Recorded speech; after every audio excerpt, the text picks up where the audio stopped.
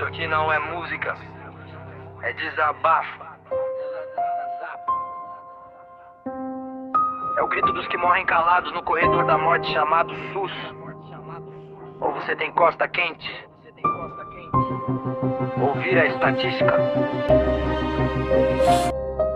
No campo minado da saúde, o povo sangra em silêncio, agendamento é piada, a resposta é sempre o mesmo invento. Ainda não liberaram o sistema, mais uma mentira. Enquanto isso as filas viram cove, o povo só suspira. Se tem parente lá dentro ou vereador que te banca, o exame sai na hora, é só dar um tapa na alavanca. Mas se é pobre, se é preto, se é quebrada, se é rua, vai mofar esperando, enquanto o câncer continua. Respeito só tem pra quem manda ou tem contato, pra nós é desprezo, é descaso, é contrato rasgado. A saúde virou moeda de troca, trampolim de campanha, enquanto mãe enterra filho que esperava na fila da manhã.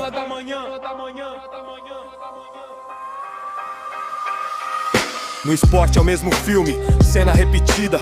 Talento morre cedo, sem estrutura, sem saída. Só investem na fachada, nas escolinhas pra foto. Mas o atleta real, aquele da lixa, come pó do asfalto. Evento tem, mas só pra mídia bater palma. Decoração, banner, palco, mas ninguém banca a alma do moleque que treina com tênis furado no barro e representa a quebrada com suor e fôlego raro. Cadê o incentivo? Cadê o olhar pro invisível? Só enxerga os parceiros, caras com nome visível. Quem luta todo dia fica à margem do sistema, enquanto os de sempre lucram em cima do problema.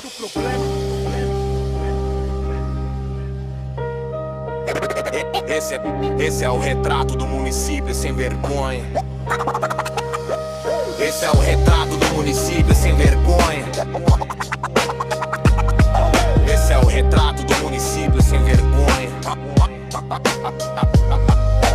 Esse é o retrato do município sem vergonha.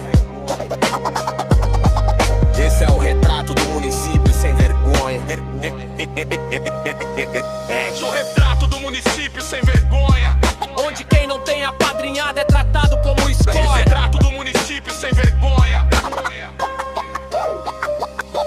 A revolta grita nas vielas, ecoa nos corredores. E essa letra é só reflexo do sangue dos sofredores. O povo não quer favor, quer dignidade na mesa, quer saúde, respeito, esmola e corrente presa. Sistema seletivo, nojento, assassino de esperança. Mas a rua não se cala e a quebrada não cansa.